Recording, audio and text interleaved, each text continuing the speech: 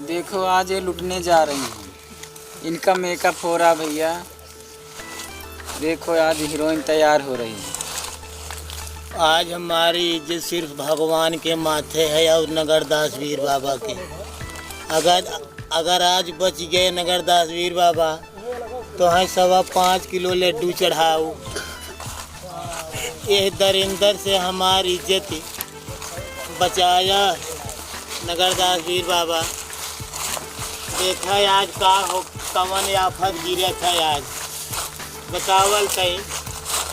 आज हमें तवायब बुलाए बाटे, तवायब समझ के डांस करे बदे कहा बदे डकैत है, लेकिन हमें जान तवाइफ है जा बहनी अब तैयार हो गई है जो बन ढीला कर चला। जंगल में आए हुए हैं। आज हम लोग शिवपुर के जंगल में आए हैं। शिवपुर नहीं भैया, खुशौपुर भैया।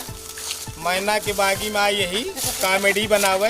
दीपक जौनपुरिया हमारे सब नाम है भैया। कॉमेडी चैनल है यूट्यूब पर। देखा भैया ये जंगले में आ रहे हैं, एक जंगल के लोग कैसे कह दिए हैं। हाँ इनका देख लिया नहीं भैया, इनकर बात सही नहीं हो भैया। भगवान ऊपर वाले के ठीक हम भैया हवलदार के नौकरी पाए रहे, लेकिन इस सरदारी ने हमें भाई तवायब समझ के डांस करावे जात बा।